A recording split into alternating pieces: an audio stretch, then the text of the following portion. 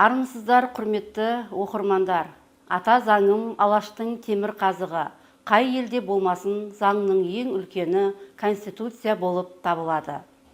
Кез келген Конституцияның тарихи, саяси мәні өткенімізді екшеп, келешекке даңғыл жол ашуға, қоғамдағы көпшіліктің мүддесін жүзеге асыруға бағытталады. Қазақстан Республикасы Конституциясының 25 жылдығына орай арнаулы кітапхананың ұйымдастыруымен Айбары Асқақ Ата заң онлайн кітап көрмесін назарларыңызға ұсынамыз. Конституция күні мемлекетіміздің, халқымыздың ең ұлы мерекелерінің бірі.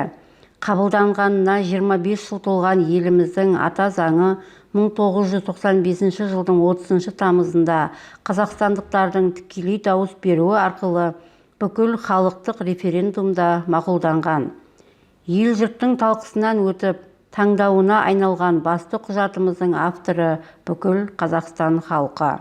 Конституция мызғымас мемлекетіміздің алтын қазығы, бірлігі мен ынтымағы жарасқан елдігіміздің бұлжымас бағдары, кемел келешегіміздің кепілі. Ата заң, аталар аманаты, кешегі Қасым ханның қасқа жолы, есімнің ескі жолы, әз тәукенің жеті жарғысының жалғасы, заңды мұрагері біздің бүгінгі Конституция. Қазақстан зайырлы мемлекет, айқара ашылған құшағына, кең қолтығына сан тағдырды мыңдаған ұлтты біріктіріп жатыр. Ата заңымыз бүгінгі заманның барлық көкейтесті мәселелерін толық қамтыған мемлекет құрылысына толық баға бере алады. Қазақстан Республикасы Конституциясының мазмұндық құрылымын көз алдымызға тағы бір елестетер болсақ, 98 бапты өз бойына қамтитын 9 бөлімнен тұрады. Бөлімдердің бәрінде де мемлекеттік құрылысымыздың тұрпаты, ретпен орналасқан саяси басқару жүйесінің міндеттері мен қызметтері, Қазақстан қоғамындағы адамдардың азаматтық құқықтары мен бостандықтары заңнамалық түзіліске түскен. Ата заң азаматтың арқа сүйер арқауы, біздің бүкіл тыныс тіршілігіміз, өмір салтымыз, қоғамның тамыры сол заңнан бастау алады. Ата заң әрбір азаматтың конституциялық құқығын танытатын, әр қазақстандық бұлжытпай орындайтын заңдардың темір қазығы.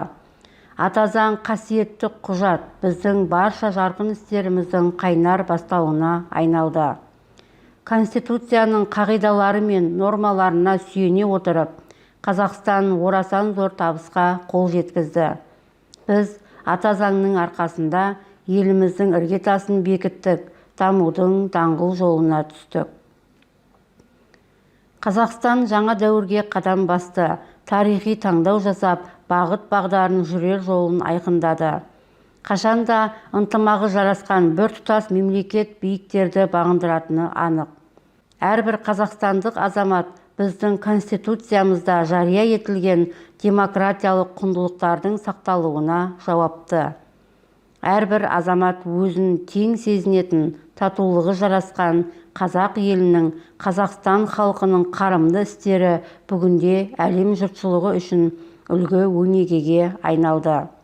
Мұның өзі біздің ата заңымызда бүкіл азаматтық құндылықтар мен өркениеттілік игіліктердің қамтылғанын айғақтайды. Отанымыздың басты байлығы тыныштық пен бейбіт өмірге Конституцияның негізінде қол жеткіздік. Қазақстанның әрбір азаматы еліміздің негізгі заңының асқақ рухы мен маңызын, Конституцияны қалыптастыру тарихын жақсы білу керек деп ойлаймын. Өйткені біздің ата заңымыз Қазақстан халқының саналы таңдауы, өркенді дамуының кепілі.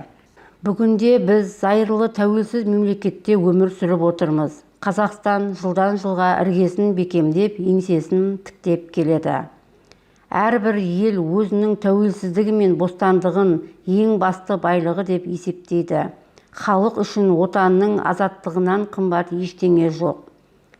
Елдікті өсиет деген, ерлікті қасиет деген сан батырларымыздың, даналарымыздың ғасырлық күресі арқылы бүгінгі тәуелсіздік туы биікке көтерілді. Конституция қуатты мемлекетке айналуымыздың алтын арқауы. Бағытымыз елбасы саясатын қолдау арқылы жарқын өмірге орнату. Конституция қуатты мемлекетке айналуымыздың алтын арқауы. Бағытымыз елбасы саясатын қолдау арқылы жарқын өмір орнату. Мақсатымыз жаһандық экономикалық үрдістерге сай өркениетті мәңгілік ел болу. Әлемдегі бәсекеге қабілетті 30 елдің қатарына кіру. Ұранымыз саяси тұрақтылық, ұлтаралық келісім, тыныштық пен бейбітшілік. Атазаң келер ұрпақтың үмітін ақтап, еліміздің абыройы мен мәртебесін асқақтата берсін. Тыңдағандарыңызға рахмет, қош сау болыңыздар.